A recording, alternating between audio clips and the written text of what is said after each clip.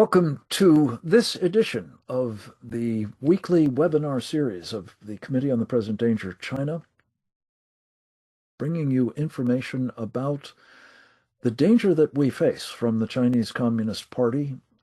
It has been engaged in efforts to destroy our nation for decades, principally through pre-kinetic techniques they call unrestricted warfare. Most of the, 215 plus of these webinars that we have conducted to date have focused on one aspect or another of that unrestricted warfare. What we are going to be addressing today, in the context of some very real-time developments, is whether there's a new phase about to open up at the hands of the CCP.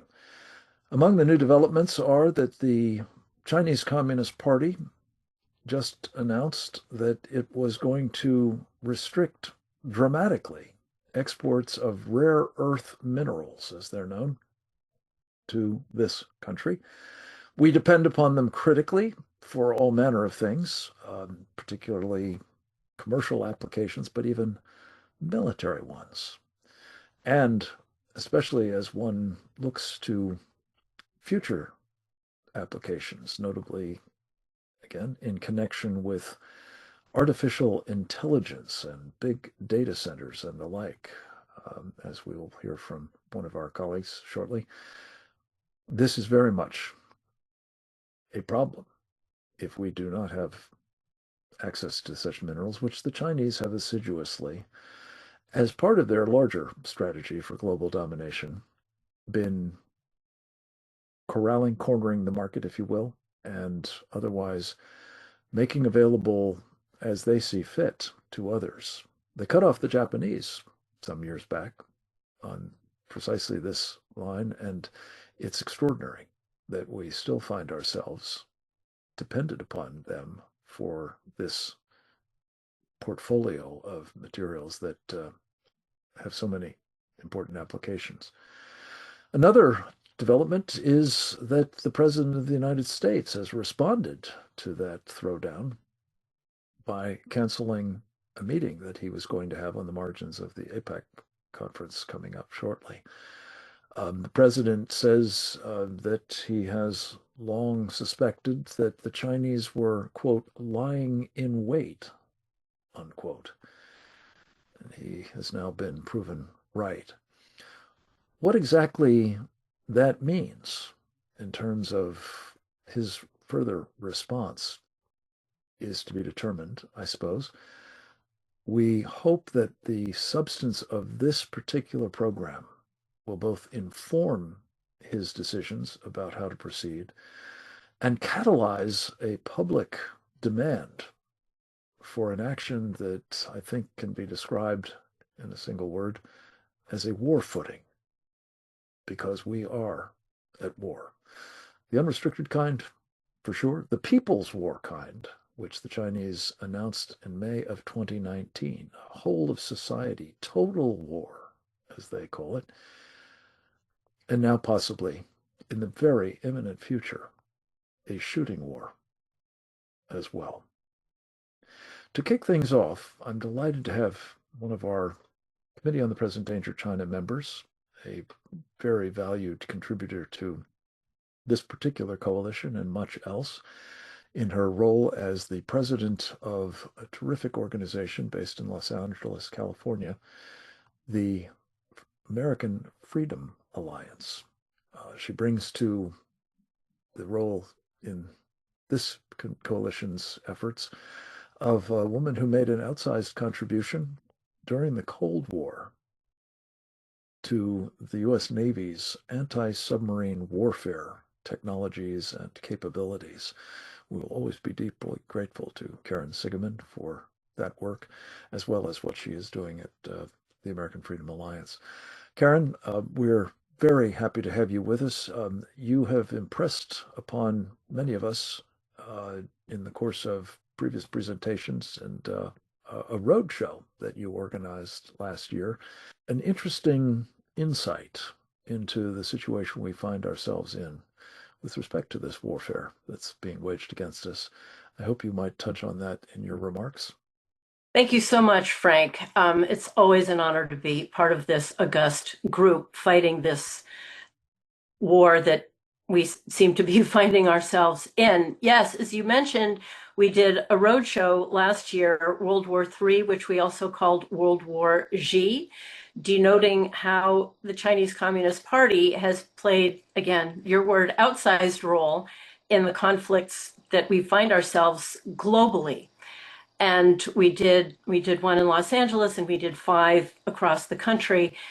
And in comparing that, the World War III, World War Xi, to what, as you had noted, I had come up during the Cold War, one of the things that shocked me in comparison was during the Cold War, we were all very aware that we were in a Cold War. It was a bipolar world. There was no question that there were 2 sides to this. Whatever you believed was the right side, we knew we were in a Cold War.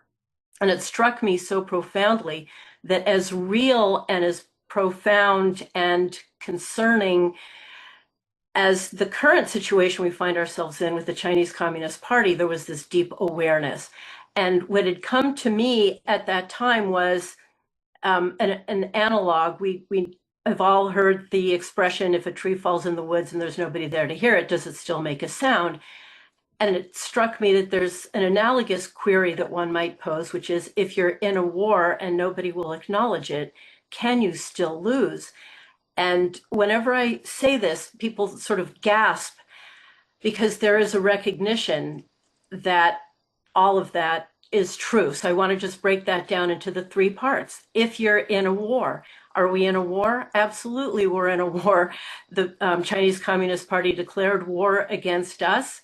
It is unrestricted, which means it includes everything up to and including kinetic. It can be things that are virtually invisible, but also profoundly pernicious. They literally declared a people's war on us. They have been on a war footing. So that part, absolutely, we are in a war, no question about it. Will nobody acknowledge it? Well, this group here acknowledges it, and those who follow Committee on the Present Danger China acknowledges it. But for the most part, people won't. Now, is that just blind ignorance? I would say it's absolute deliberate ensuring of a lack of knowledge on this topic. When you think about the effects that the Chinese Communist Party has had, again, deeply pernicious, they've invaded our media, our news, our education system. All anybody knows, kids today, all they learn about China is there was some kerfuffle some decades ago, and that all was very bad. But at this point, they have slightly fewer freedoms than we do, but that's not really that important. They don't learn about the evils of communism. They don't learn about all the incredibly dangerous, destructive, anti-human activities of the Chinese Communist Party within their own country and elsewhere. They don't know the relationship between the Chinese Communist Party and what they themselves are experiencing on a daily basis, just to mention fentanyl, TikTok, and a handful of others. So there's this deliberate concealment of the enemy. Then I would also add a complicity of a lot in our government as well. Trevor Loudon speaks about this, the enemies within. Again, deliberate concealment. Why is nobody talking about it? Because it is an issue that is there's silence deliberately imposed on that topic. Then the 3rd part, can you still lose? And I think that's the major reason that we're here today.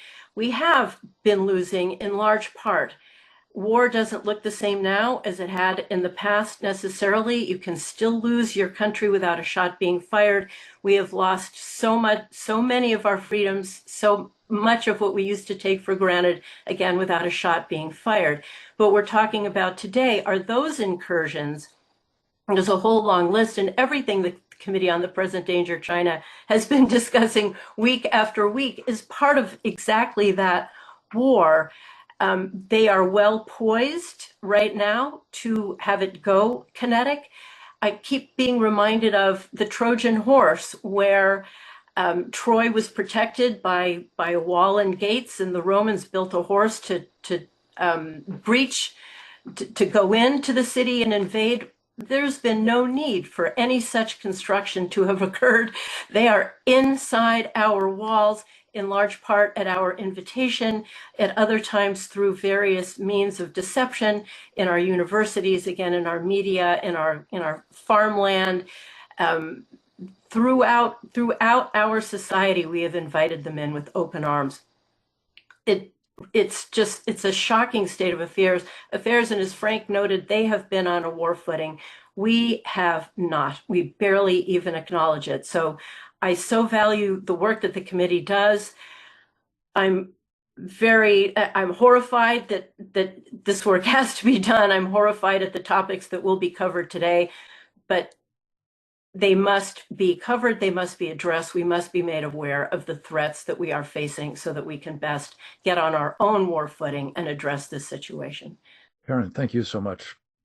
It's not often that I get to correct a Mensa Society member on anything, but I did want to just give credit where it's due. It's beware of Greeks bearing gifts, not Yes. Romans. It was the Greeks who brought the Trojans the gift of their horse. The Greeks. With, of course, devastating effect. But you couldn't be more right about the analogy, Karen, and thank you for bringing that to the party. I wanted to introduce our next guest, a man who frequently contributes to these programs, though on occasion not live, as is the case today. His name is Sam Faddis, Charles Sam Faddis. He is a former career undercover operative, a spy of the Central Intelligence Agency, with some very, very profoundly important insights, not only from his work in the field, but also at headquarters in Langley, where he was responsible for trying to protect our country against weapons of mass destruction, terrorism, and has some important insights into what that looks like. To the extent that it is a threat to our homeland. We are privileged to have him with us, not least because he has also been a member of our Committee on the Present Danger of China. He's also an Army veteran and a man who has experience in the law enforcement side as well, having served as an assistant attorney general in Washington State. But one of the things that we discussed a little bit in the course of an interview that I did with him earlier today for our program, Securing America, on Real America's Voice, is the question of whether this action by the Chinese to deprive our country of access to rare earth minerals is, well, reminiscent for sure, but perhaps replicating an action that was taken, some say deliberately for the purpose, some say it just happened to have the effect, when Franklin Delano Roosevelt, then President of the United States, cut the Japanese off from access to oil and rubber from the East Indies. That was the catalyst for Pearl Harbor and the horrific war that flowed thereafter. Might that be what we're witnessing here? Not, of course, precipitated by an American president, but by a Chinese one, with the idea that there will follow a shooting war. We talked a little bit about that with Sam. We've got an edited version of a longer interview. I commend the entire thing to you. It was fascinating. But here's a taste of it and a relevant clip for today's topic. In regard to this Chinese threat, the threat within, the threat to take action on our soil, I would say we are way down the road and we are in grave danger. One of the things that I have to confess has always mystified me from the days of sitting as a chief of station, in an embassy, in the Emergency Action Committee, considering a threat, is we go from ignoring the threat to what I'll call wringing our hands about the threat, whatever that threat is. And then it seems We rarely get to the part where we acknowledge there's a threat and we better do something about it, like right now. Not, in other words, we watch and we document and things percolate and they get worse and worse. And you keep waiting for the part where we're going to dramatically change course and recognize that only really serious, dramatic, strategic action is going to be meaningful, and you sort of wait in vain. So you and I have had endless conversations, as so many other members of the Committee Present Danger China have had for years now, about all of these things that the Chinese are doing that make it clear that they're prepared to unleash hell on our soil and cripple us in so many different ways. And yet here we are getting ever closer to that day and still haven't meaningfully changed course. I mean, we have put ourselves in a position where we are at a strategic level, at the ultimate macro level, completely dependent on rare earth minerals, and the Chinese, in effect, control all of them. It's not quite literally true, but functionally it is true. They control such a dominant share of these things that without them, we can't do anything. So from our military to our industry to everything in our society, and good Lord, we're every day building a new data center and talking about AI, and this is the cutting edge of everything. And every component that's meaningful in a data center and everything to do with AI is 100% ultimately dependent upon the Chinese continuing to give us rare earth minerals. So I think you and I touched briefly offline about the inception of World War II, and it was the cutting off of oil to the Japanese that was so crippling. I mean, when that was shut down, the flow of oil to the Japanese was shut down prior to Pearl Harbor. It effectively forced the beginning of a war. Now, without that necessarily being an intentional action or anything else. The fact is, strategically, they had no choice. In other words, we had them by the throat. Well, the Chinese have us by the throat. That's where we are right now, and they've effectively started this war. And then, of course, against the backdrop of that, we have the fact that our entire grid is filled with components that we know they've built backdoors into, kill switches into, Lord knows how many other such kill switches there are built into everything. We have no idea how many military-age Chinese males on our soil with what intention. We could go down this list almost forever. The FBI's been saying for years, the Chinese are prepared to effectively shut down our entire critical infrastructure. So now they can destroy our economy, turn off the lights, turn off the water, unleash, we have no idea how many sabotage teams. We could go on with this forever. I mean, they are poised to do this and may in fact have in fact just begun. They may have fired the first shot. They may indeed. Thank you, Sam. There's a lot to unpack there, and we will do some of it in the next hour or so. I did want to further set the stage for this conversation with a short clip from another of our contributors via video, an interview that I did with Gordon G. Chang earlier in the week that's very much relevant to setting the stage for the deep dive we'll do on some of the things that Sam talked about. Gordon, of course, is a senior distinguished fellow at the Gatestone Institute, a columnist for Newsweek, and the author most recently of Plan Red, China's project to destroy America. Let's go to the video with Gordon, please. We're in an existential fight. The Chinese understand that. We do not.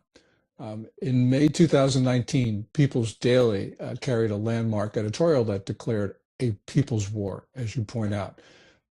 In March of 2023, PLA Daily, which is the main propaganda organ of the Chinese military, defined people's war as total war. The Chinese didn't need that definition. They knew that, but they were telling us. And of course, they have the doctrine of unrestricted warfare, which comes from the title of that 1999 book by two Chinese Air Force colonels. In short, the Communist Party believes it is in an existential struggle with us. And it's not because of anything that we say or do, Frank, but it's because of who we are. An insecure regime in Beijing is worried about the inspirational impact of our values and form of governance on the Chinese people. So we will never have amicable relations with China as long as the Communist Party rules it. And although we are the far stronger society, when you look at the metrics, we have not been defending ourselves. So we can lose our country. And in fact, when you see the lack of political will in administrations from one president to another, the threat is real. We know that there are Chinese networks of operatives, soldiers, and others in this country. They've been studying our patterns. They've been looking for our vulnerabilities. They're just waiting for the go order. And we have been oblivious. You know, we have ICE going after poor migrants in California fields. And yes, they should not be in our country because they are not documented. But that doesn't mean ICE should be devoting its priority to attacking farms in the Central Valley. It should be going after these networks of Chinese in our country. They openly fly China's flag in cities like San Francisco and New York. So what more do we need? I mean, this is just wrong. On September 5th, Politico reported that the National Defense Strategy will incorporate a fundamental shift in American priorities to the Western Hemisphere. Some people call it Fortress America. I don't think they'll use that in the document itself. But essentially, it will be less of a focus on restraining China and Russia in areas far from the United States. It'll be focused on our borders. And yes, it's important for us to deal with threats in the United States and in our own hemisphere. But the Chinese will take this as essentially an admission that the United States no longer can defend its allies. And it's going to be working to break up NATO, it'd be working to break up our treaty relationships in East Asia. This is going to be a catastrophe, or at least it's a catastrophe in the making. Now, we don't know exactly what the National Defense Strategy will say, but if the Politico reporting is right, this could very well be the end of the United States as a global power. We will be talking more about this National Defense Strategy, I think, in the course of the program. And particularly, I think, important is this idea of Fortress America. Calls to mind, again, what the Greeks did to the Trojans. We're going to turn now to what the Chinese are doing to us to give them an option, perhaps, with a booster rocket on it, if they think that we are giving up elsewhere around the world, specifically the Western Pacific, to bring the fight to us here at home. To start that conversation, I'm very pleased to have with us one of our great strategists on the Committee on the Present Danger of China, J.R. Nyquist. Jeff is both an author and a podcaster and an essayist of considerable renown. He is the author specifically of, among other things, The Origins of the Fourth World War. We're delighted always to have him with us. Jeff, thank you for being here and for giving us a little bit of a strategic overview of the importance that enemies like the Chinese Communists, but specifically they, attach to penetrating and subverting from within their enemies, namely us. I want to talk about the 5 sources of information that I use and why I use them and what it is that they say, because it's very alarming. According to these sources, China began planning a future war against the United States in the period late 1991, early 92, when the Chinese and Russian intelligence and military leaders had a series of secret meetings to agree on a strategic concept. Their objective that they settled upon would be to defeat and destroy the United States at some time in the future. With the occupation of North America, China would get the lower 48 states and Russia would get Alaska and parts of Canada. The method involved in would be exploiting the West's belief that the Cold War was over in 91 that we didn't have to build nuclear weapons anymore, that we were going to disarm in this belief. So the Russian and Chinese preparations for a future war would be done in secret. Now, these preparations would center on the infiltration of the Western Hemisphere, particularly focused on Mexico and Canada, but in all the countries of Latin America and even the Caribbean. And the preparations would aim at the subversion of the U.S. in various ways. And we've heard about the two Chinese colonels, plus preparation for a surprise attack on a weakened United States, followed by a stealth/infiltration invasion. Now, the sources I cite are the secret speech of Chiao Chen, and I was able to speak with one of the translators of that speech at the Pentagon, a colonel, who told me about how they were able to prove the authenticity of the speech. There's the testimony of Colonel Stanislav Lunev, who was a GRU colonel who defected in March of '92. He spoke fluent Mandarin. He was part of the intelligence group that met with the Chinese intelligence to work out their intelligence alliance in support of this larger strategy. Another source, Mr. Wang of Luda Media, who had famous for smuggling out a 57-minute civilian military fusion meeting out of Guangdong about preparing for a future war. Mr. Wang's sources, he may be fed false information by some of his sources, but it's amazing how many of his older sources agree with the Chiao Chen speech and with Colonel Luna's testimony about a plan ultimately for a war against the United States and a surprise attack.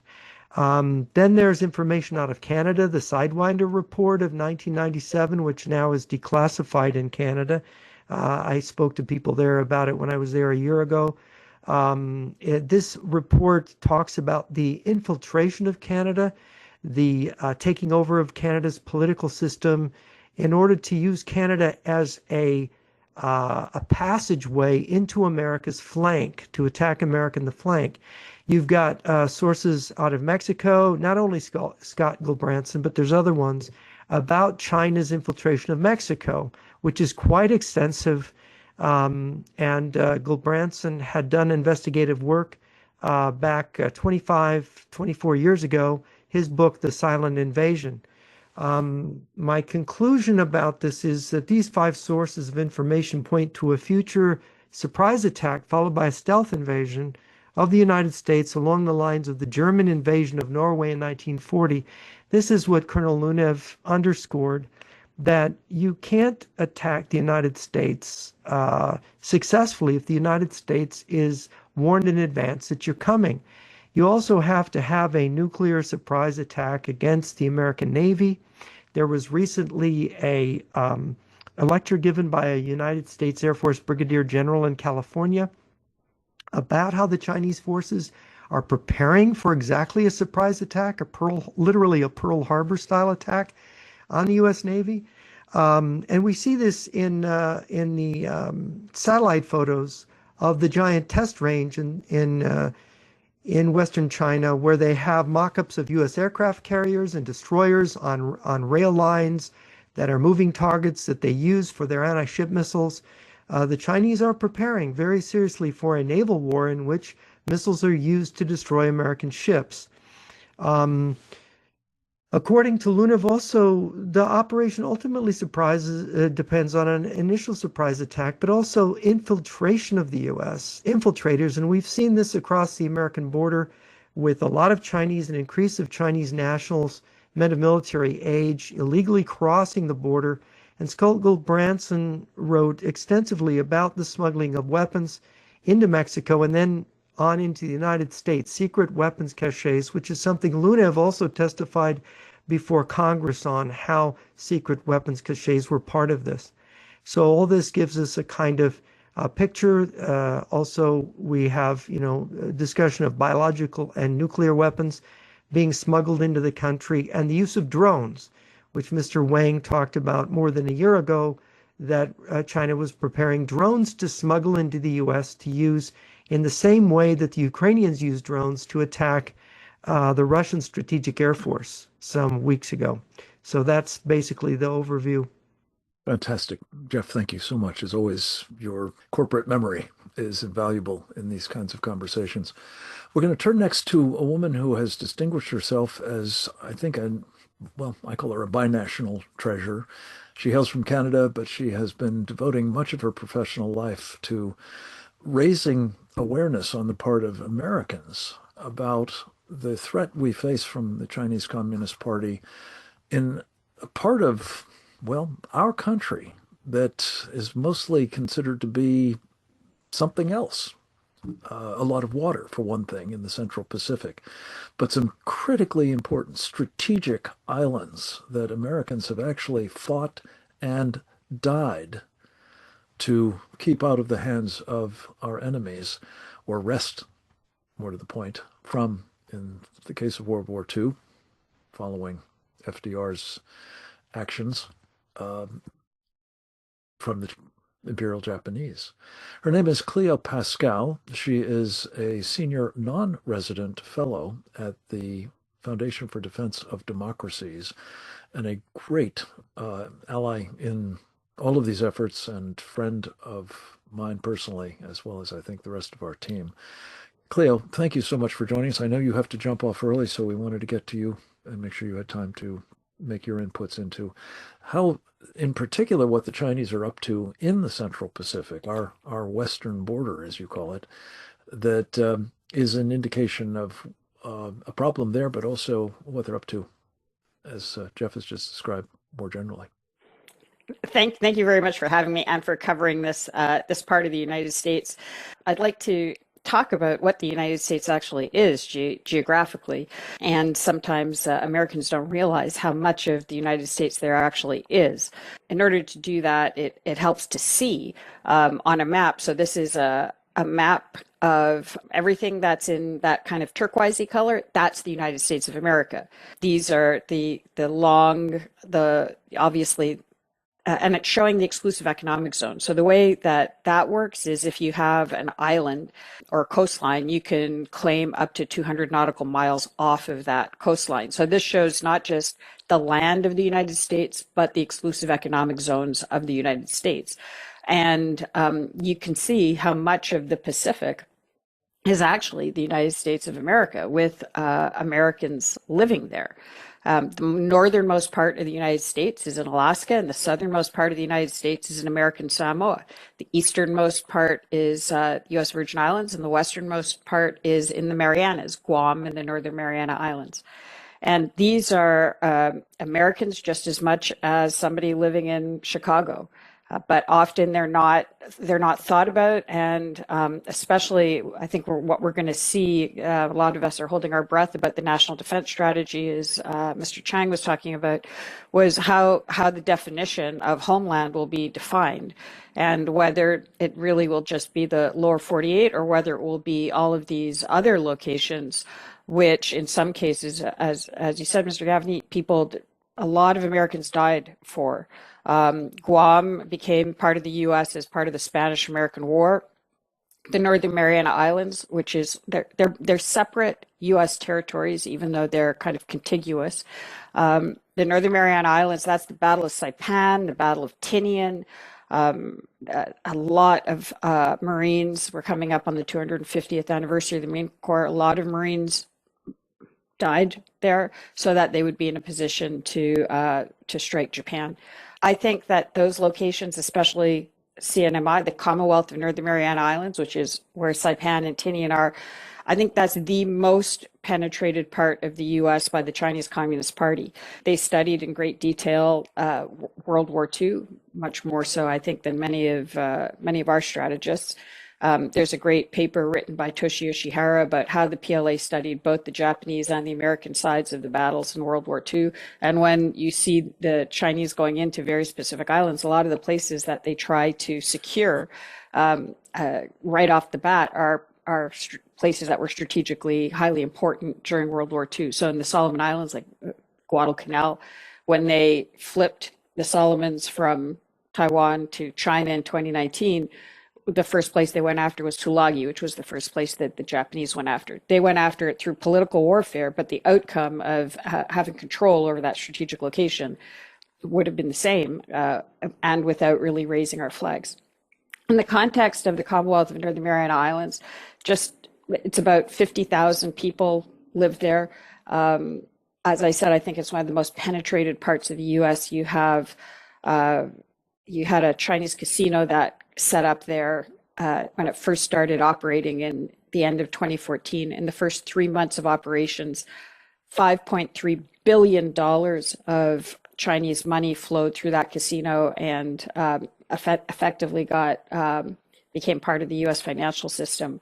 There's, of course, babies. Chinese are giving birth to babies. The woman that ran the Bureau of Motor Vehicles was convicted of selling U.S. driver's licenses specifically to Chinese. It was about $1,700 for a U.S. driver's license, if you want to know.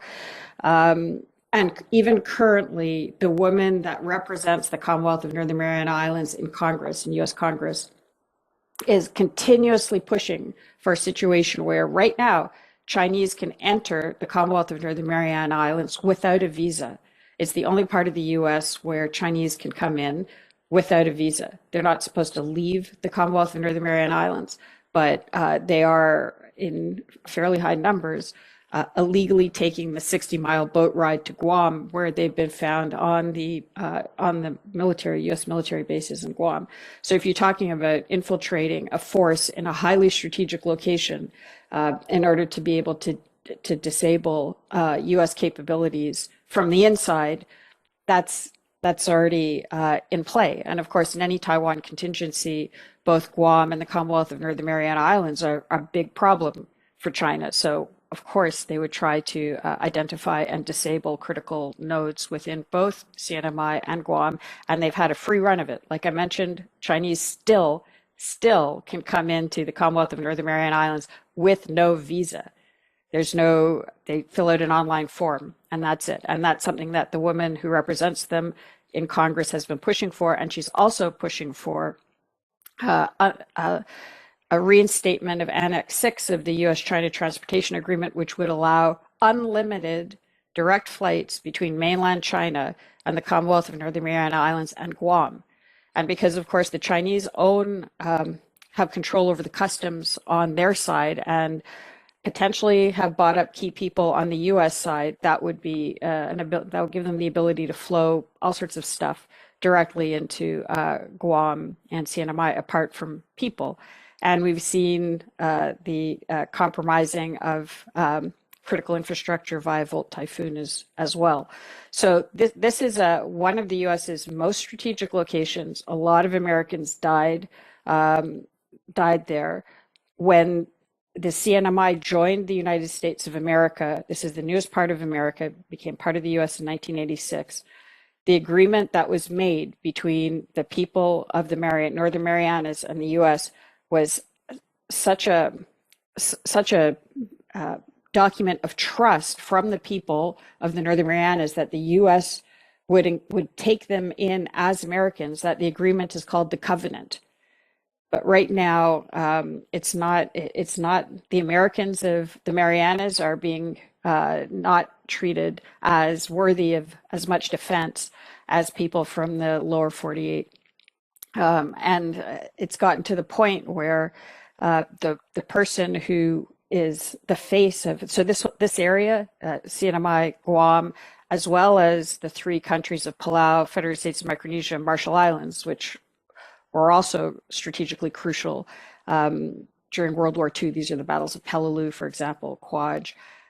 After the war, they became independent countries, but they signed a special agreement with the U.S. They're all under the Department of Interior, and the man who represents the U.S.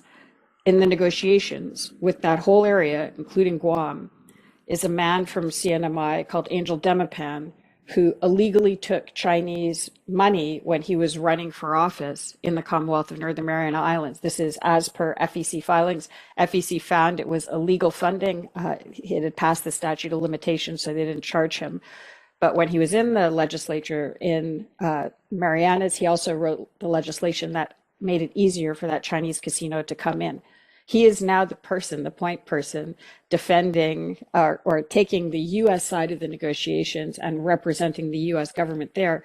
And last point, currently, the Commonwealth of Northern Mariana Islands is asking for $100 million in emergency funding. And he has said, sure, we're going to facilitate it, without going into looking at what happened to 1.6 billion in US funding that went there during COVID and disappeared, because you often see this overlap between Chinese influence operations and corruption. And so the US federal government money is going in some cases to some of the same people who are working on the Chinese side, and we're just building them up and giving them even more influence. This is how well thought out, I mean, just simply competent, insidious the situation is out in this part of the United States. So my request would just be, the next time you think about the homeland, the US homeland, please do think about Guam and the Commonwealth of Northern Mariana Islands. Think about your fellow Americans out there and what you can do to help them withstand this vicious, corrosive, socially destructive attack that is undermining US security. Thank you. Cleo, thank you so much. And thank you for your assiduous efforts to help impress upon us how important these islands are. As you mentioned, very much top of mind, I'm sure, on the occasion of the 250th anniversary of the Marine Corps, will be the extraordinary sacrifices that the Marines made throughout the Pacific, but many of them in the islands that you've just been briefing us on. Hence their association with us today.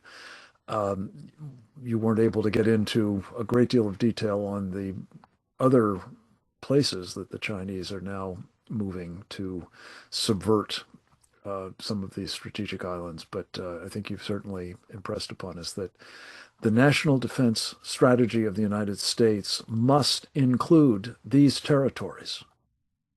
It will not be hemispheric defense if it does not include the full boundaries of the United States.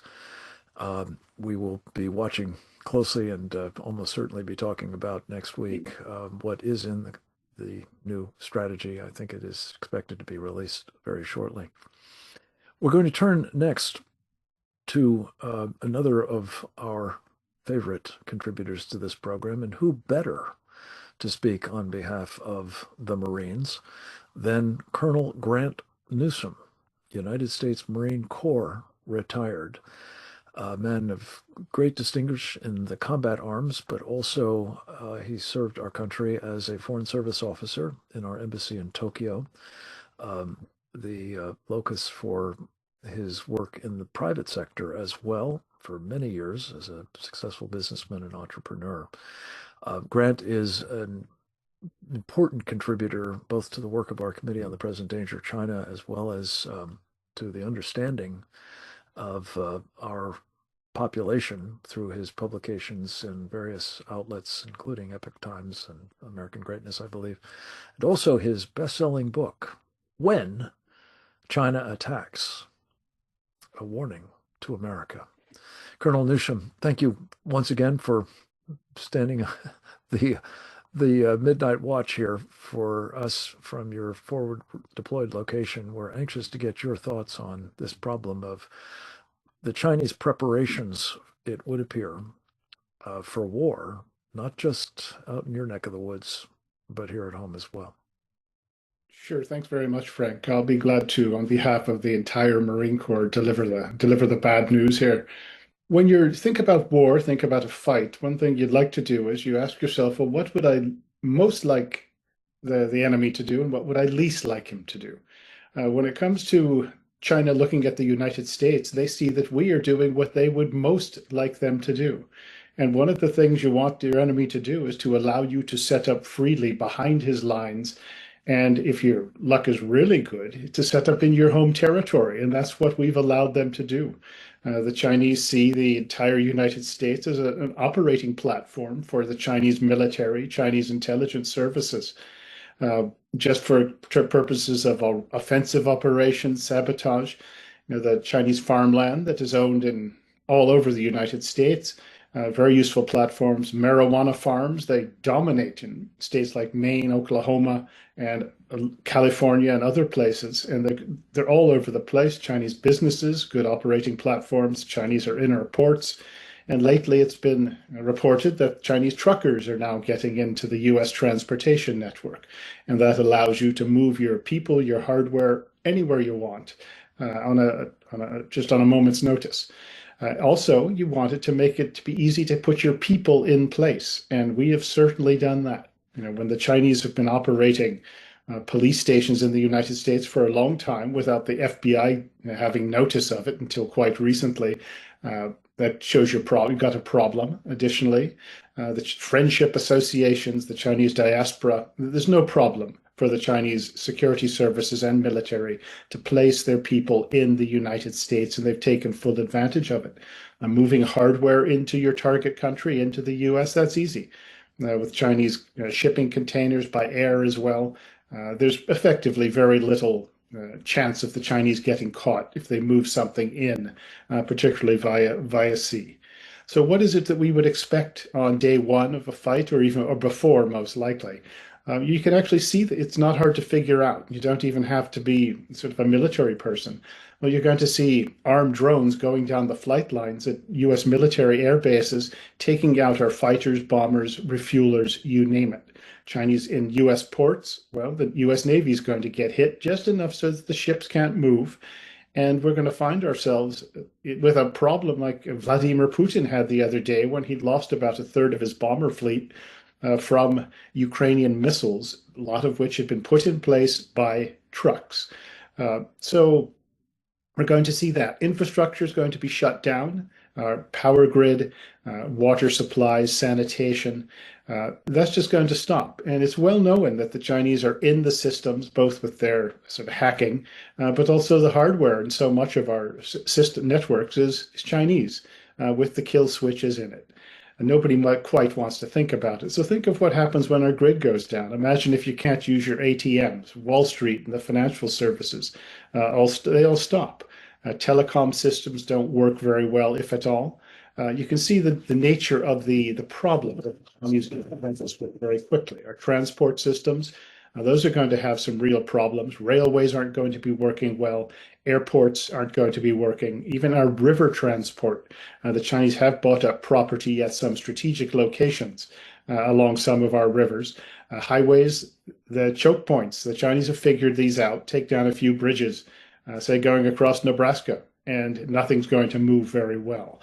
Our ports will stop functioning as Chinese cranes just give up the ghost. How are you going to move food around the country when you've got these kind of problems? How is oil and energy going to move?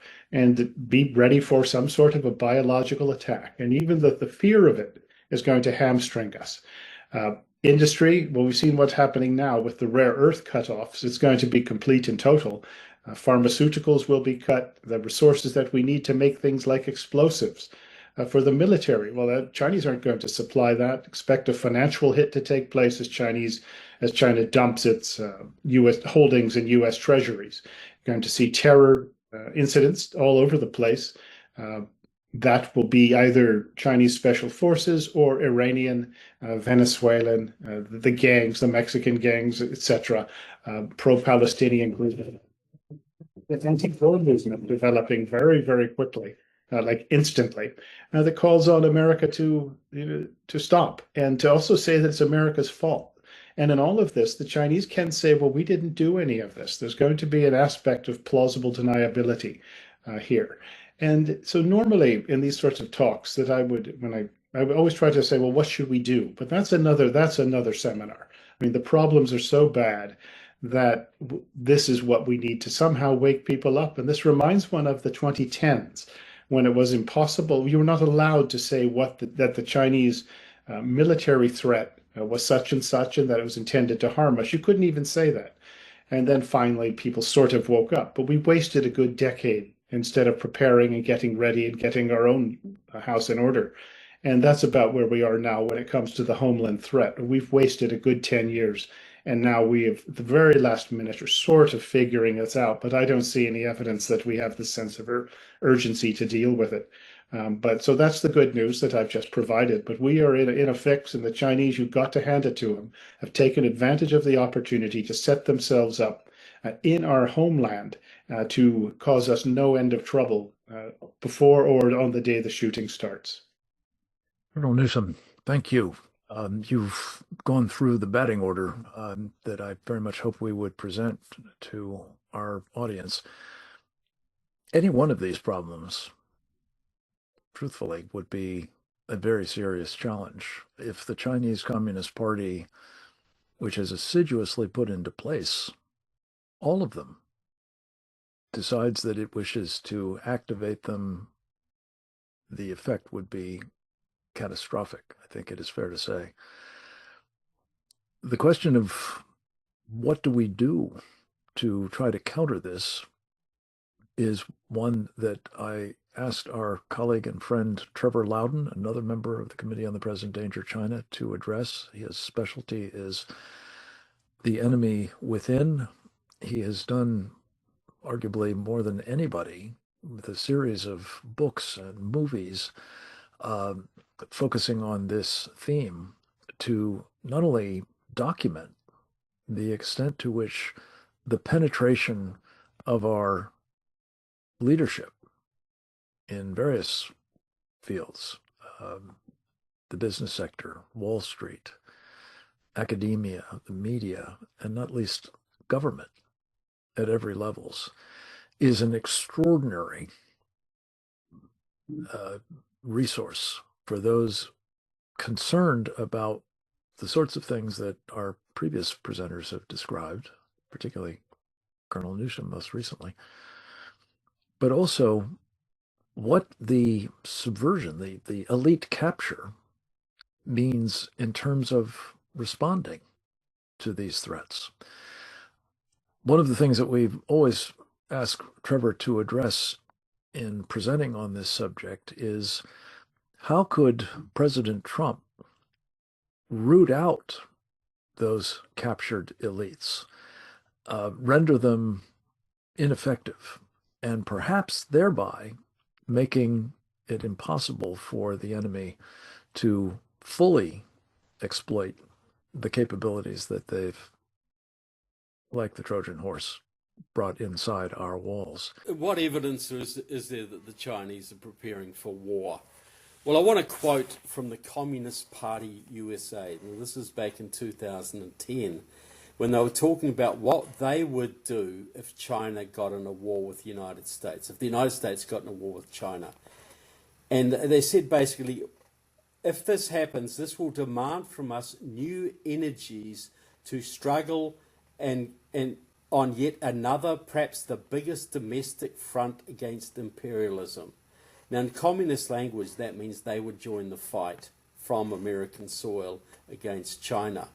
Now, we're seeing this from several communist outlets at the moment. The American Communist Party recently released a tweet saying, the war is coming. This is Russia, China, and Iran. This is America against the free world, they said, of Russia, China, and Iran. You need to choose your side. Now, the leader of the American Communist Party is a Mr. Haz al-Din, who openly calls for what he calls revolutionary defeatism, meaning that to be a patriotic American, which he calls himself, you have to work for Chinese victory in a future war, because the patriotic thing to do is to bring communism to America. So I'm seeing this chatter in all sorts of Marxist, communist literature right now. They're getting ready for war, and they're getting ready to fight for the opposition on our soil. On a different note, I want to quote a little bit from Xi Jinping, who is a top advisor to Xi Jinping. And I quote him a lot in my book, Stealth, Kamala Harris's Communist Roots, which is all about the Chinese takeover of the Democratic Party. And what he says is a few things. He said, we need to get mixed together with the US so they can't fight us. We need to get inside them, and they need to get inside us. So there's that strategy of getting so enmeshed that we cannot formulate a response. We're just together. Now, a lot of us talk about, the dangers of Chinese property near US military bases and this kind of thing. But that's completely missing the point. What this guy talks about, Ji Ken Rong, he talks about the reason we are getting US land, the reason we're setting up battery plants, that sort of thing, is to create constituencies in every congressional district in the United States.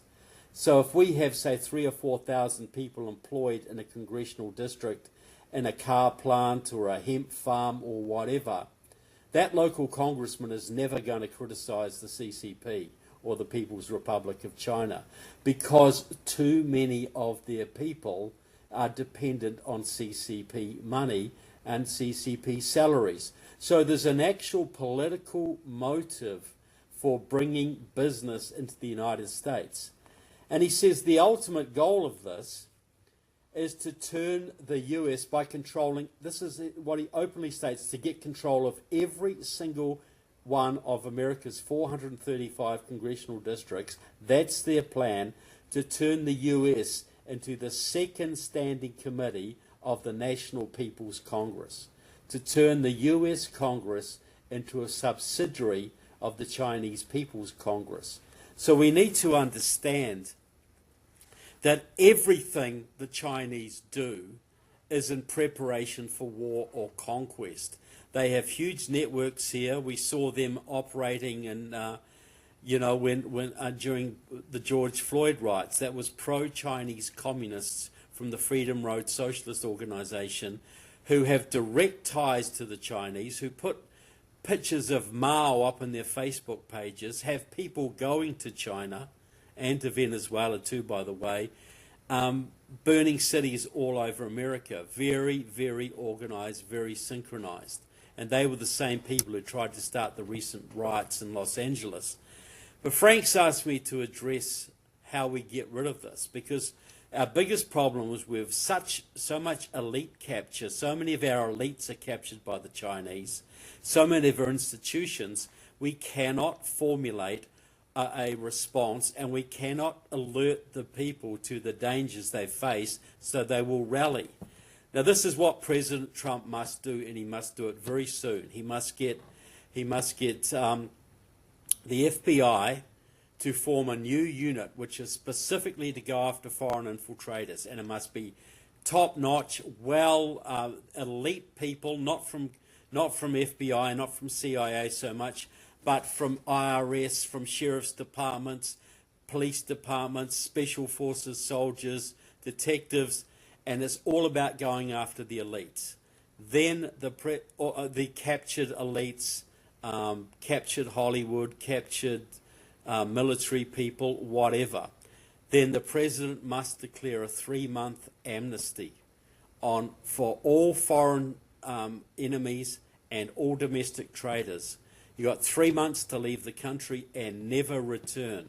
You would see hundreds, if you are still here at the end of 3 months, and we catch you, you're going to Leavenworth for the rest of your life. No prisoner swaps ever. That would see tens, if not hundreds of thousands of Chinese leave the country, Russian mafia, Iranian businessmen, all this kind of thing. That would clean a lot of them out. Then you would basically say to every American traitor, if you have been working for the Chinese, stealing secrets, influencing people, trafficking technology, you got 3 months to come forward and spill your guts to this new unit. Tell us everything you know. If you are completely honest and are willing to testify, you'll get immunity from prosecution. You'll never hold public office again, anything like that, but you will not go to jail if you come forward and spill your guts. This would cause a massive meltdown in the Chinese networks, the Iranian networks, the Russian networks, and all the other networks operating in this country, because the Chinese businessman who's paying off the senator wouldn't know if the senator had taken a deal and was wearing a wire, and the senator wouldn't know if the Chinese businessman had taken a deal and was wearing a wire. It would cause a massive meltdown. We would get tons of evidence. We'd clean the country out. you'd see a whole bunch of Wall Street guys stand down, a whole bunch of big tech guys, a whole bunch of Hollywood types, a whole bunch of senators would stand down for family reasons. You would get an influx of people coming out of the woodwork to register their names to escape prosecution because they could see the tsunami coming, because they know that a lot of other people are going to turn themselves in and they would be able to incriminate them. So let's get in now before they come after me, before I lose any opportunity to make a deal. This is how you take down mafia. This is how you take down organised crime. We've got to treat the Chinese, Iranian infiltration of the country as an organised crime problem, which will soon lead to a military problem if it's not addressed. Use organised crime methods. It's simple, it's elegant. Nobody has to get executed. Only a few people have to go to jail, and the American public would finally understand how deep the problem is. It's domestic, it's foreign. They're getting ready for action. They're getting ready for war, just as the Islamic terrorists are. I think they're going to do it in synchronization, and we better get on top of this real quick. So thanks very much, Frank. Thanks very much to everybody for watching. We're going to turn to our final participant. His name is Brian Kennedy. He is not only a member of our Committee on the Present Danger of China, he's the chairman of the committee. He is a man who has served in a variety of capacities with great distinction, notably as the president of the Claremont Institute, one of the finest think tanks in the country. He is these days the president of the American Strategy Group and a very active contributor to the public policy debate in a variety of outlets, and including an important book on the subject of the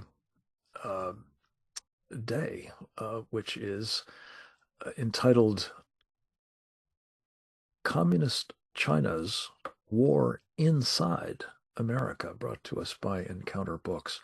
We're always grateful for Brian's participation in these programs, particularly as the cleanup batter oftentimes. Mr. President, Mr. Chairman, over to you.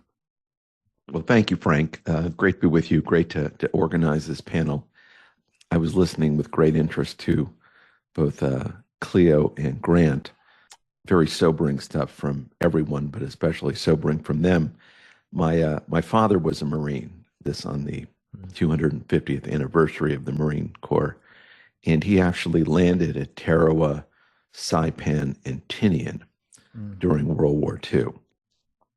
And he was very alive to the notion that this was a strategic part of the world, but he was more animated just in the immediacy of it with the idea that the Japanese were not going to surrender those islands.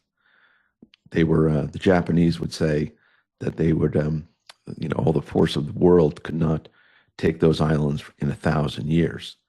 And it turns out the U.S. Marines were able to take those islands. And they took those islands with young men who simply believed in the cause of human freedom and the defense of the American homeland. They were not nearly as sophisticated as today's soldiers in so many ways, whether it was the kind of weapons they had, but they had something equal to that of today, which is that love of freedom and a certain kind of American grit that is hard to argue against in the annals of history. The Chinese, it seems to me, fear one thing about us the most, and that is our love of human freedom and our belief in a higher power, namely God, and that we care more about freedom and the love of our God in the afterlife than we do money or earthly things. That's very hard for a communist to understand, and that makes the United States very dangerous. I was listening to everything Grant had to say, and Jeff and others, about what the Chinese strategy may be. And as we've talked about on these webinars before, the Chinese have gone a pretty far way of taking over the United States. They build, the transformers that distribute our power, the pharmaceuticals, now the rare earth magnets and other rare earth minerals. All these things add up to, in the Chinese mind, a kind of conquest of the United States. As I've said on this program many times, they spend $16 billion on intelligence and influence operations. They think they own the United States already. Their fundamental plan is to extract as much wealth and knowledge from this country as they can in this period of U.S. decline. That seems to me the Chinese strategy. You have, I think, the number 3 person in the Politburo, Wang Huning, who wrote the book America versus America. And so the Chinese Communist Party sees America not merely on decline, but at war with itself. And if we look out today, we see in America's big cities the makings of a civil war, where you have states simply not recognizing the authority of the U.S. government.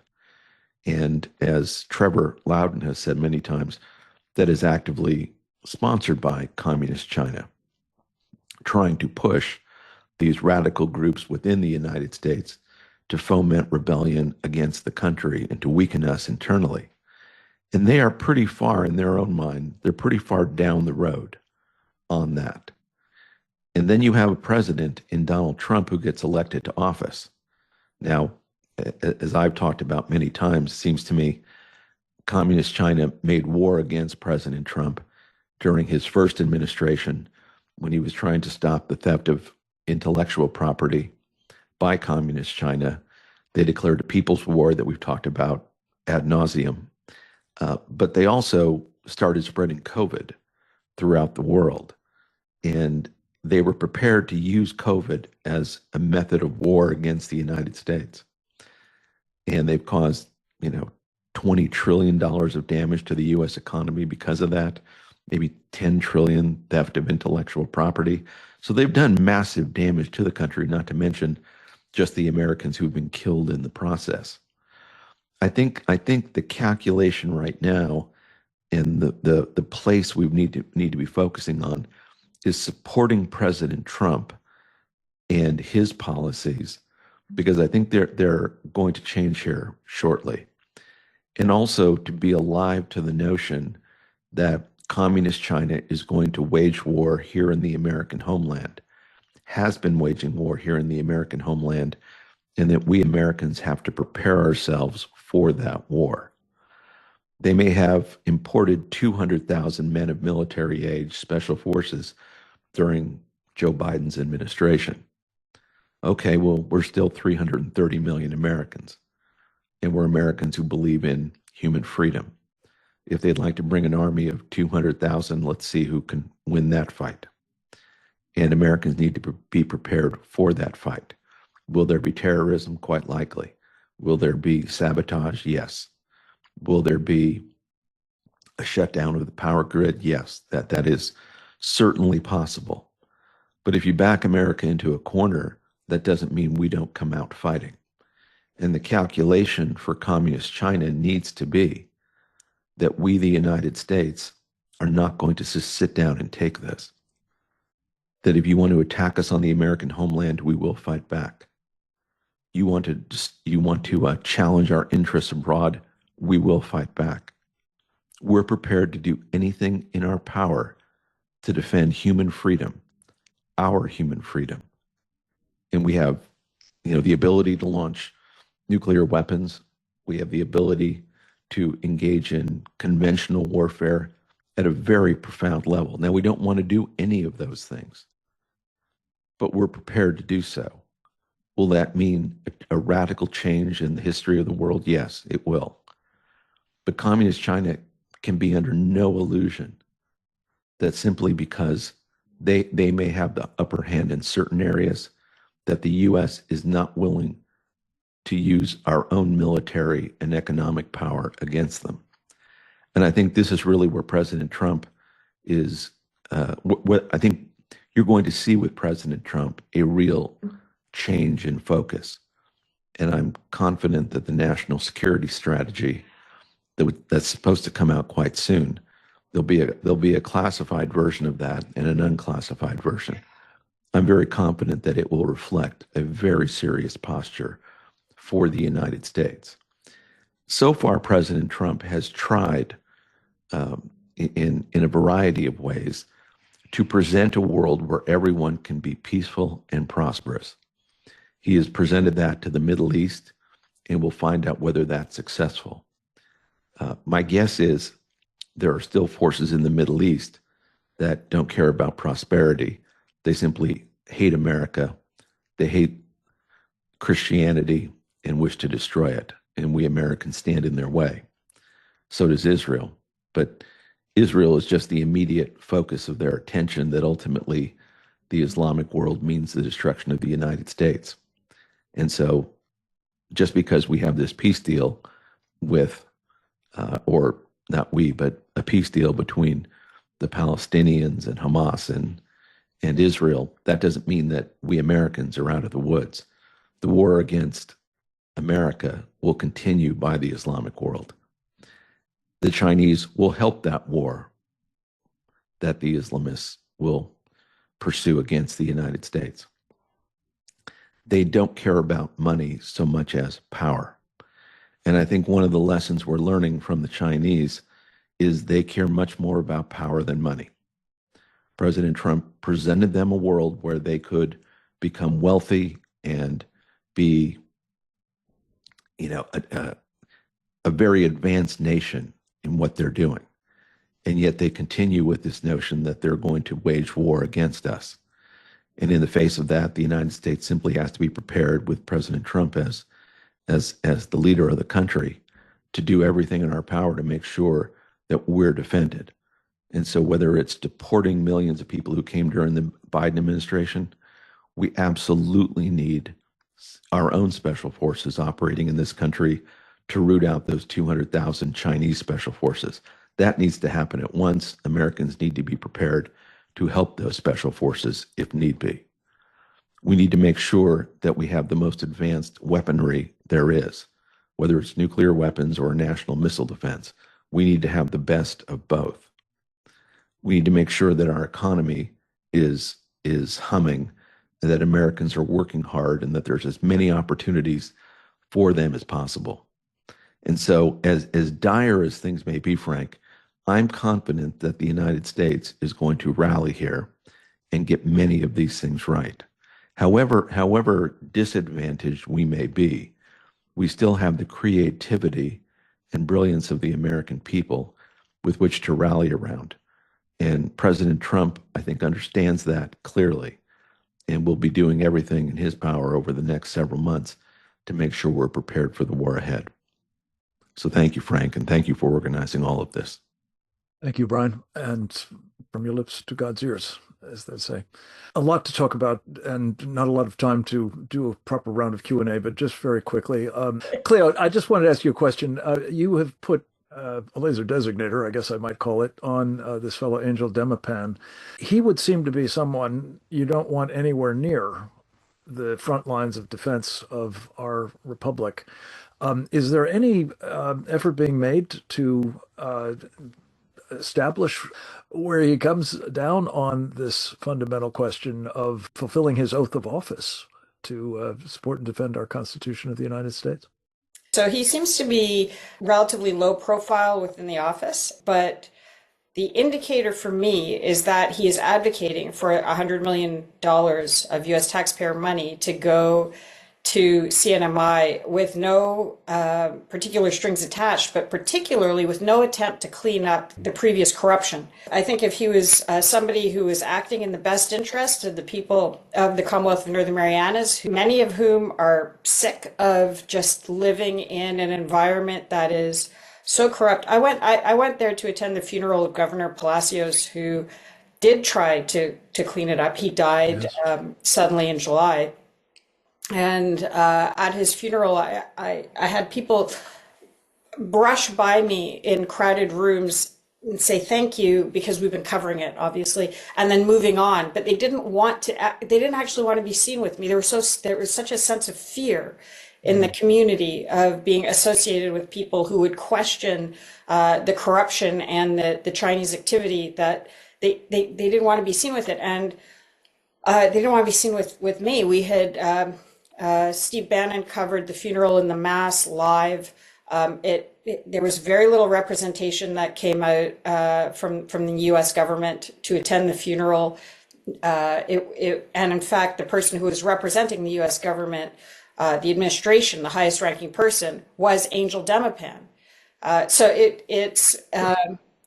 What they see is what the people who want a clean and honest government see is a continuation of the same characters who helped make $1.6 billion sort of disappear, be the person on the US government side deciding to pump $100 million more dollars into the system without dealing with the corruption and the Chinese infiltration on the ground that is incredibly evident. So he's been very clever about not doing things that would set off flares. But when you see what he's actually pushing, and again, we didn't talk about the whole center of the Pacific, but he's also chairing the committee that oversees the funding that the U.S. government is giving to the Marshall Islands as part of the compact and the Federated States of Micronesia. The Marshall Islands is about to start up a universal basic income scheme with U.S. taxpayer money. And there's been no pushback or questions from Angel Demipan. And in fact, he's married to a woman from the Marshall Islands.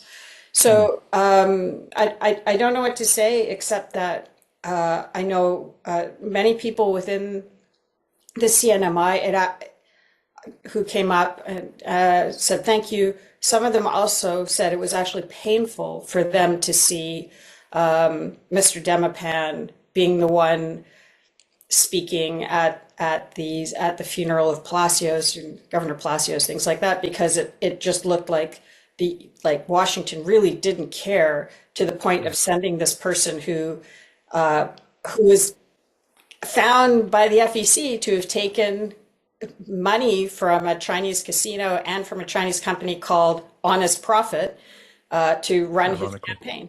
Cleo, thank you so much. This is very helpful. I'm very hopeful that a splendid legislator by the name of Representative John Molinar, the chairman of the House Select Committee on the CCP, will take this on as an issue, because it is of such strategic importance, as you say, and we need the minimum accountability, if not, a house cleaning at the Department of the Interior.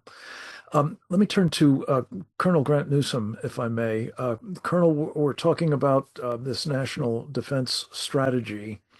You've obviously been in the military and understand it, the strategy, or at least the strategic imperatives, as well as anybody. What are your thoughts at this point, maybe from the perspective particularly of the Marines and their preparedness for dealing with the contingencies out in the neck of the woods you're in, but also how, given all that we've been talking about here, should that strategy speak to these issues of homeland security as well as national defense? Well, when it comes to the Marines, they gutted so much combat power with their new Force Design 2030 that was introduced in 2019 that I'm not sure exactly who they can fight. Missing a few amphibious ships as well to get around. The Marines can still fight, but they have not done themselves any favors. But that's really a sideshow.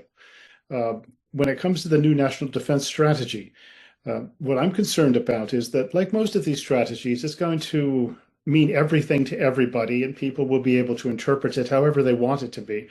But I am concerned that there is a sort of a lack of belief, a lack of will that we can take on China successfully in the Western Pacific, and that therefore America just has to manage its decline, come back and defend our homeland, with the idea seeming to be digging fighting holes on the southern border with Mexico and maybe the northern border with Canada. So there could be a psychological change based on whoever, not just who's writing the defense strategy, but rather who's interpreting it, who's implementing it. And that's what I'm concerned about, because there is a sense in some quarters of America's foreign policy community, and I think even within the administration, that taking on China far away from the homeland is not what we should be doing, and that we should back off. And we need to, hopefully we'll avoid that. But I am concerned about that. It's really who implements this strategy. And you can look around and even after it comes out and say, is there a sense of urgency to rebuild America's military and to do the other things, non-military things necessary to get our house in order to take on China? But we should know this soon enough. But as I do want to stress this idea that there are people around, plenty of them, who think that we should not be exerting ourselves too far to the west. Understood. And that brings me, Jeff, to you. One of the, I think, long-standing premises of our national defense strategy is we want to fight any war we have to. We don't relish that prospect, to be sure, but if we do, we want to fight it someplace else. We don't want to be fighting it here. Would you comment on this phenomenon of the well, they call themselves restrainers, I think, and whether the impact of their alternative to that kind of forward strategy will, in fact, wind up assuring that, especially with the Chinese preparations, we're going to fight the next war here in the United States, very much in the rear area, if you will, that Pete Hegseth, in his comments to the generals and admirals the other day, said there won't be any of in the next war. Well, we already have, military TV has broadcast the news that Russia moved nuclear weapons to Venezuela, and that this is something Putin threatened because, of course, we were giving weapons to Ukraine. And it was said within communist publications and Russian publications that if the West supported Ukraine, they would do something like arming Venezuela. Now we see Venezuela is mobilized. You talk about being far away, having bases, the Western Hemisphere, Monroe Doctrine. We got all these bases in Asia and the Pacific, Europe and the Middle East. And here we are with Venezuela. And of course, you go by Fortune and you see this mountain that the Russians have hollowed out. They filled one of the canyons in the mountain with dirt from the inside. They got a double track rail line going in it. And you look at satellite photographs and there's launch tubes for intermediate range ballistic missiles in that mountain. So I think there's been some kind of neglect of watching Venezuela. We know we had a Cuban Missile Crisis. Now we've got a Venezuelan missile crisis because intermediate range ballistic missiles can reach Washington, D.C. from Venezuela. Now you don't have Saddam Hussein or the Iranians with, missiles with nuclear warheads. You got a nuclear Venezuela and a nuclear North Korea. And you've got Chinese and Russian troops in Venezuela, something you didn't have in Iraq, something you don't have in Iran to that same extent. So we have a problem in the Caribbean, in our own hemisphere. And that's our back door. All of our defensive rockets are in California and Alaska. We don't even have ABM defenses pointed in the direction coming across the Caribbean. So there's a case where the having bases far out and defending far away has failed. We've been flanked in our own hemisphere. Jeff, you said a nuclear Venezuela. You mean nuclear weapons from Russia based in Venezuela? Yeah. And of course, Russia has pre-positioned things like kitchen missiles in Cuba. You can see them on photographs, on satellite photographs, in an airfield in the eastern side of Cuba, a major airfield. It's just the Russian bombers, strategic bombers in Kamchatka, can just fly there and in a matter of hours and reach Venezuela, reach Cuba. And there they are. They're able to deploy anti-ship missiles to threaten our coastal sea lanes. I mean, our own Gulf Coast and Florida are immediately threatened by those hypersonic missiles. They go Mach 4.6. They can split a carrier in half. I mean, we're losing control of the sea, a very strategic body of water, to the south. And there's Venezuela. They have mobilized. They claim 4.5 million men. They're giving military training to their whole military age population now. Maduro is dug in. And what is the U.S.? Do we have the wherewithal to do another Desert Storm type buildup to flush them out? And if they have nuclear weapons, can we even dare do it? We have a permanent problem down there, and that's pretty close to us. Right.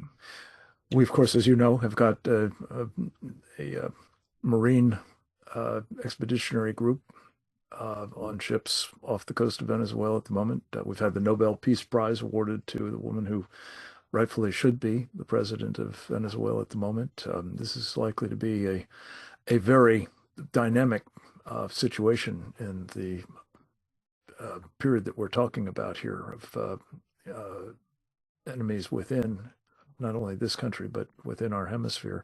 And by the way, China very much is operating in Venezuela as well as elsewhere throughout the hemisphere. Karen Sigmund, let me just ask you quickly. You have a background in education. I know you've been giving a lot of thought to, and I believe are writing a book about education and national security. When we talk about all of this, one of the serious shortcomings at the moment, it seems to me, is our government talking to us about these sorts of problems. This program, this webinar series, I think is of such importance because there's just not enough of it coming from official sources, whether it's about the unrestricted warfare, the pre-kinetic kind, or whether it's the possibility that this could go actually violent. In particular, it's crazy making to me, is almost entirely absent from the conversations at the moment is the fact that we may have multiple divisions of Chinese soldiers in our country. Would you talk about overcoming this problem, especially in the face of, well, the march through the institutions that has done so much damage to popular support for our country, even teaching what it's about. The Department of Education is going out of business, we're told, but it certainly did not do much to correct that problem. TikTok, especially among youngsters who look to it now as a news source, when in fact it is a Chinese propaganda outlet and highly manipulative and addictive at that. And now, not least, the loss of Charlie Kirk, who was making a heroic effort to try to correct all this. Your thoughts on education and what do we do to overcome these problems? Frank, it's such a huge topic. One could and ought to write a book about it. I mean, everything that we've been talking about, I think, is in large part because of the deliberate misinformation, disinformation, whitewashing of every single topic that we've been talking about. You mentioned the left's long march through the institutions. They had a very long view of this. The idea was to penetrate all of our institutions, be it the media, banking, education, obviously, Hollywood. I would include churches, and now, of course, as we've learned, our electoral process. If there's an institution that we've created to forward and foment freedom, they have taken it over like a virus and turned it to their purposes. So not only are we made less aware, but what people are actually taught is completely contrary to the truth. Schools in particular, from the curriculum to the pedagogy to how they are being taught to the very idea that grades are a bad idea, having diversity be primary over meritocracy, that in itself is a problem. Not learning what communism is, in fact, learning not only that we ought to be concerned about it, but more shame of this country rather than pride in it. So there's just so many facets of how they are undermining us. They're undermining our gratitude and all the reasons we should be grateful for this nation. They're undermining why we should be concerned about communism. It is absolutely everywhere. The ignorance is stunning. The idea that socialism could be a good thing, this is what our kids are learning. How do we turn it around? Well, first, we obviously, I think shuttering the Department of Ed is a great thing. Sending it down to states' departments of ed, it's a good first step. But a lot of states, like the ones I'm sitting in right now, California, that our Department of Ed is going to serve anybody better that's just simply not going to happen until we start taking much more seriously the utter damage that this does. And by that, I mean organizations getting parents more involved, trying to break the unions. We need to get people on the school boards. We tend to not really bother about that very much, but there's Moms for Liberty and Moms for America are addressing that.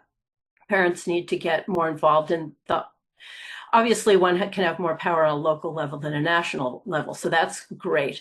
But I think at the same time, we need to really speak up and speak out with confidence and gratitude and love of this country.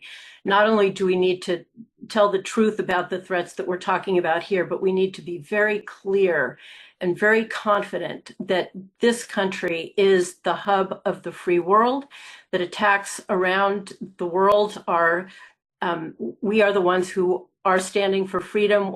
In the truth that President Trump released this morning about China, I think my favorite bit that stood out was when he talked about leaders of the free world and creating this paradigm of the world being like that, I think is very helpful. We're generally people we walk among, people are complaining about this country. We need to be very clear about why we're good, why we're great, why we're exceptional, why we need to be strong. And we need to have the confidence in that, even as we describe the horrors that are going on elsewhere and the damage that China can and does do here. Aaron, thank you. A hopeful note is what we want to try to leave people with. And Brian, you sounded one in talking about changes that you thought would be forthcoming from the Trump administration. You're close to the president and his people. It's very encouraging that might be the case, especially in light of his response to Xi's deciding to constrict our access to rare earth minerals. Could you share with us either what you think might be the thrust of that revised policy or what it should be if you were advising on the matter? Yeah, thank you, Frank. Well, look, if we know anything about President Trump, it's that he's a commonsensical president. He'll want to know that he understands the common sense of where we are today when it comes to communist China. He gave them every opportunity to work peacefully on economic relations and to de-escalate anything that may be happening throughout the region so that we could all enjoy peace and prosperity. It looks like the Chinese have rejected that, as many of us would have expected.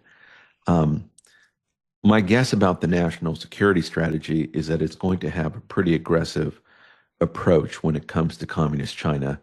That may not be in the public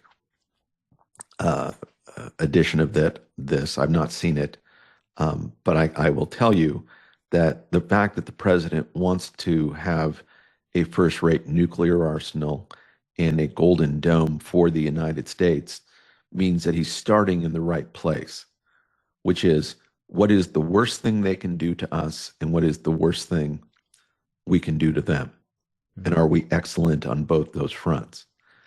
Then he understands that our electric grid is vulnerable from that kind of an attack. And so whether it's the top line, most devastating things to the infrastructure required in the United States or the projection of power of the United States, whether it's public or not, I think the president understands that we have to be very aggressive here, that we're not going to negotiate our way out of the problem we're in. And his other policies when it comes to the economic growth of the United States and the manufacturing base of the United States would also indicate that he understands that we simply can't be buying things of such importance from other nations, especially communist China. So overall, I expect that it's going to be something that most of us would normally embrace. And on top of which the president is seeing now in stark relief the fact that Communist China doesn't really want to do business with the United States. And I don't think this is mere negotiation on their part. It is a real signal that they look at the world much different than we do. And so I certainly myself trust President Trump that he's going to take this info and turn it into both a strategy and the application of that strategy. I think Colonel Newsom is absolutely right about that, that it's not just the strategy, but is it going to be carried out, and is it going to be carried out in a timely way? You and I have been talking about missile defense, Frank, for many, many years, and you can have missile defense as a goal and never get it done. You can have modernization of our nuclear arsenal and never get it done. There are so many things that our bureaucracy put as wish items that they never complete. This president's going to have to make sure that that bureaucracy he's overseeing gets things done ASAP. Yeah. And I'm confident we're going to move in that direction with great speed. Again, we very much will be monitoring all of this and reporting on it as best we can, as well as trying to make sure that it is maximized in terms of the impact on the trajectory we're currently on. Of course, correction is long overdue. If you take nothing else away from this program, I think that's pretty clear. Just 3 quick points of my own. I hope that what we will see is 3 aspects of policy that are going to be addressed. One is the country needs to be put on a war footing. As I said at the outset, we have gone for too long on this notion that it doesn't matter that the Chinese Communist Party has put their country on a war footing and taken advantage of our failure to do so here, perhaps to devastating effect. Secondly, we need to, as we were just discussing with Dr. Sigeman, get the American people clued up about these various formidable dangers here. The presence of hundreds of thousands of Chinese soldiers, for example, or soldiers and students for that matter, or other nationals who are engaged in or will be at the request or direction of the Chinese Communist Party, subversive activities, or perhaps sabotage or espionage or intellectual property theft, or maybe even assassinations, who knows. Crowdsourcing what I think of as situational awareness about those folks is more than just encouraging people to see something, say something. They need to know what to look for. They need to be encouraged, called upon. You know, the old Kennedy line, John F. Kennedy, ask not what you can do, what your country can do for you, but what you can do for your country. What you can do for your country is get smart on these sorts of problems and become engaged as part of a war footing to protect our country. Not taking matters into your own hands, but assessing the environment you're in and calling attention to any problems that you see to the appropriate authorities. And finally, I would suggest that what is urgently needed is a more symmetrical attitude towards the fundamental issue here. Just as we should be, allowing hundreds of thousands of Chinese students into our country when we have a handful there, just as we shouldn't be allowing them to be buying up our farmland when, of course, we couldn't possibly buy any land at all in proximity to military installations, no less, in China. These sorts of asymmetries are in desperate need of corrective action. But the most important of all is the Chinese Communist Party makes no secret of its determination to destroy our country, our government and constitutional republic, and as necessary, the country as well. We, at a minimum, must make it our policy to bring down the Chinese Communist Party, not by force of arms, presumably, but in league with our natural allies, the people of China. with whom I think we by and large have no grievance, and who, if anything, have an even more profound reason to want to get rid of the Communist Party than do we. They threaten us. They threaten us with mass destruction, as we've heard throughout the program. They've actually inflicted mass destruction on their own people. By some estimates, 100,000 of them, 100 million of them. And that doesn't take into account 400 to 500 million more that they actually boast of having murdered in the womb as part of their population control practices.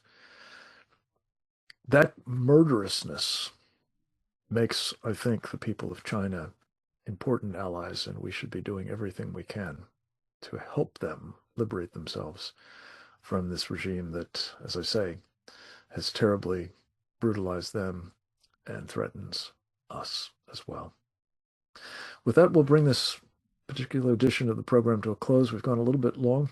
We appreciate very much your being with us, and we especially appreciate your help in disseminating this important video and its incredibly vital content to your friends, family members, colleagues, and others as they are in need of this. I'd like to say they have a need to know. I want to thank all of our speakers, as well as Oleg Atbashian, who makes these programs possible, and of course, to all of you for participating as well. God bless you. God bless our country. Talk to you next time.